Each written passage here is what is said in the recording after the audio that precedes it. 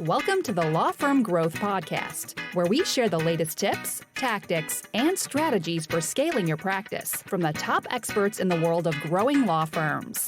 Are you ready to take your practice to the next level? Let's get started.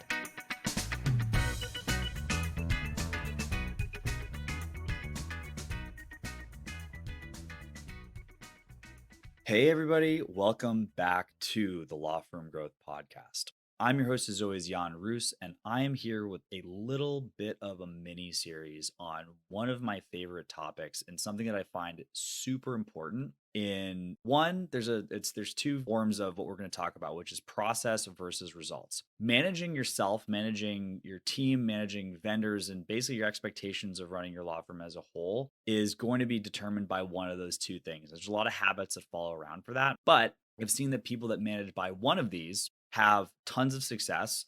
Basically, all of the seven-figure firms that we work with are managing by process. And most of the extremely frustrated people and the ones that keep bouncing around from coaching program to coaching program and marketer vendor to marketing vendor always tend to focus on results. And there's going to be some follow-ons on this. I think we got a part 2 planned already on how to manage by focusing on this. But just to start off with, I want to talk about how I differentiate these things and go through the example of something that most people understand, which is football. So I want to preface by saying that I am not a huge football fan, but given that most of our listenership is in the United States, it's something that most of you guys will. And by the way, I am referring to American football.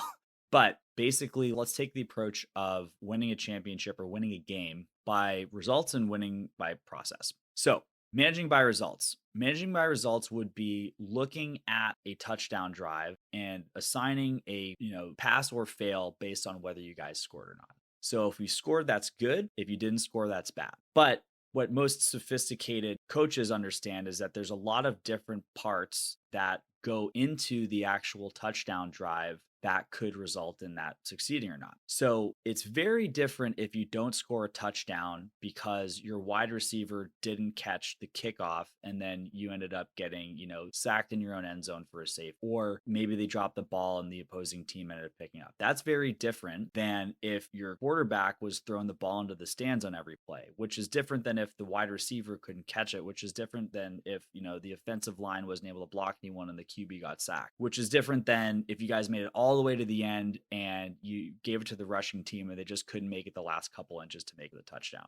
This seems kind of obvious, right? But when we switch this over to, the realm of marketing a law firm, this is something that people usually take for granted. But basically the major thing that I want to kind of ask and sort of pause is if we have a team that looks at things from all of these separate metrics that result in a successful touchdown attempt or not, who's going to have more granularity when it comes to what they're going to be drilling the next week, right? Because all the teams have time to focus on stuff in between. There's always something to focus on. And if we have one team that is focusing on the wide receivers and making sure we're nailing those passes, if that was the issue, then I would bet that team would be in a better situation to succeed by next Sunday's game than a team that had some sort of a, collective success or punishment kind of situation. I would say sort of the contrast of this is you have the coach that just blows up and flips out on the entire team because they didn't make the touchdown. When in reality, there's probably a place where this process broke down specifically. So I want to kind of bring this out to the marketing situation, right? So I'll kind of go into an example of what, we see, and I'll just use, the webinar stuff that we do, for example, as an opportunity for things. So basically we have a very, very awesome default situation. And again, this stuff that I'm going to say is informed by thousands of conversations we've had with folks that some of we've worked with, some of we haven't. And again, we've been doing this for about 7 years at this point. So it's been a lot.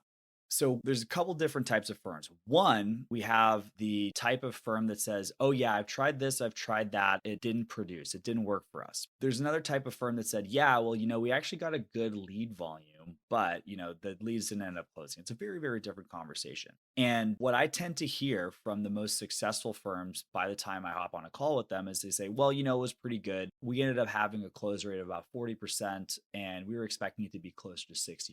So that kind of goes to a different level of granularity. These are people that understand the process at a more, discrete level. Now, it's very, very hard to look at some of these stats because this kind of brings into something that I have brought up on the show before, which is kind of this internal versus external attribution on these things. It's much easier on a psychological basis to look externally towards why something ended up not working out rather than work internally and say, hey, what did I do wrong? What could I have done better? Because, forcing yourself to look at yourself honestly kind of opens yourself up to look kind of stupid, which no one wants to do. But to the ones that do have the ability to look into that stuff, they have the ability to find a weak point where somebody wants to work the next month. So they're like the coach who ends up understanding that their wide receiver team needs help instead of the one that's just, making the entire team do, 2 days until the next game ends up coming.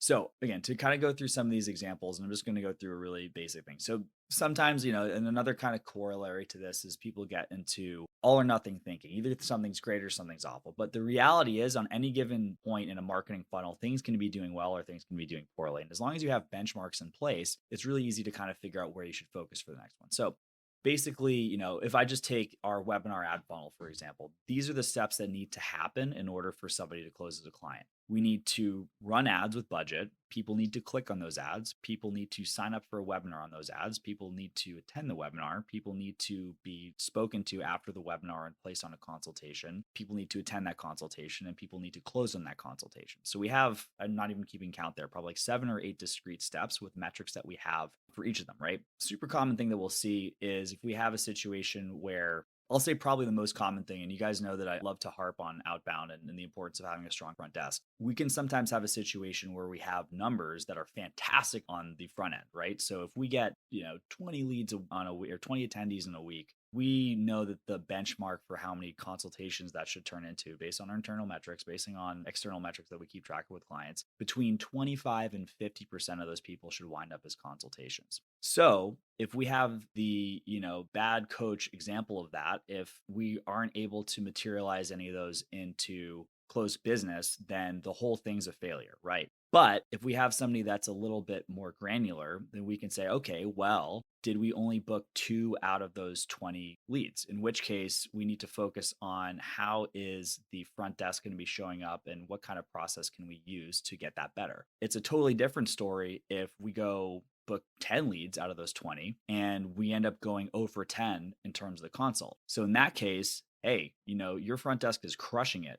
Give that person a raise. They're rocking it. But, we might want to look into what's being said in the consultation to make sure that somebody has the best shot of closing those deals. And again, this is all stuff that sounds really, really, really simple and straightforward and logical. But the fact is very, very few people do it. And when it comes to maintaining a sense of optimism and actually getting better at stuff, it is very, very hard to bootstrap confidence on results in a new thing. I'll kind of use the example of networking because this is something that almost every attorney starts at. You have the situation where you can press the flesh, hit the BNI meetings, hit the bar happy hour, whatever you need to do, and that's going to result in a situation where you have closed deals. Our default as, multi-celled organisms is to follow that which has gotten results in the best. It's the same reason that, a dog's going to show up when it knows it's dinner time. We do the same thing when it comes to finding business for our law firms, right? But if you have a situation where there's this new thing and it hasn't gotten you the result yet, it's very hard to maintain optimism on when this thing's going to work out, especially if this is something you're spending money on, which you almost never have to spend money on referrals. And especially if this is the first thing you've spent money on. So not to get into too much of a rabbit hole, but there's a lot of reasons why people will not be looking for this stuff to move forward. But at the same time, I think it's super important to understand what's going right with your system. If you have the situation where your lead volume's strong, you're booking tons of stuff, and it's getting all the way up to the front line and it's not closing out, then that is not the best thing from a results perspective because maybe you're expecting to get things a little bit sooner, but it's fantastic in the sense that you know what to work on. And over time, when I look at the firms that have gotten to 7 figures, it's being able to look at these things with a clear head and understanding that there is no bad thing that can happen because that just shows you what to work on. The other thing that's really important with process is, usually within reason, once you get something figured out, you don't have to worry about it anymore. So going back to that example, if we have the situation where we had the 20 leads and only 2 of those got booked, you train up that front desk person, you get them on the right script, you understand how to check that and make sure that they're doing it to verify that the work is being done. You might be able to count on a 25 to 50% booking rate for the rest of your time with that person. And that's better than having a fluky week where you close a couple and not understanding why. Right? So once you add these little gems of wins from finding holes in process, that's more sustainable than having fluky success, right? And when I look at the situations with the firms that are doing 7 figures plus, it's always the same. These guys understand these things, and these guys have made a point at focusing on process at a granular level, because that's really what sustains things over time. So I'll kind of give you guys the choice here right now. If you want to, again, it's like, I don't think anyone's going to choose to want to focus on the process, but take consideration to where are you having all or nothing thinking? Where am I saying this worked or this didn't work? And where can I get more granularity into the process that makes success for whatever I'm considering? Again, we're talking about marketing just because obviously it's something that people listen to this podcast a lot for, but this could be taking cases to trial. This could be whether you're having success with onboarding a new employee. This could be how your interviews are going. It could be anything. Look into it and see where you don't have clarity. And if you don't understand what it is, you don't have to be an expert in these things to kind of figure things out on your own. Just take a look at the different steps in the process and see what you have control over, what you don't. And if nothing else, try to do a little bit of an analysis and a debrief on something that may not have gone well and see what you could do differently to do next time. That's the soul of process-based thinking. And that's the kernel of what ends up getting people to have sustainable success in law or any other business, to be frank. So I'm going to come back next week with a follow-up on how to manage using these principles. But until next time, we'll see you guys next Tuesday at 8 a.m. Eastern on the Law Firm Growth Podcast. Thank you for listening to the Law Firm Growth Podcast. For show notes, free resources, and more, head on over to casefuel.com/podcast. Looking forward to catching up on the next episode.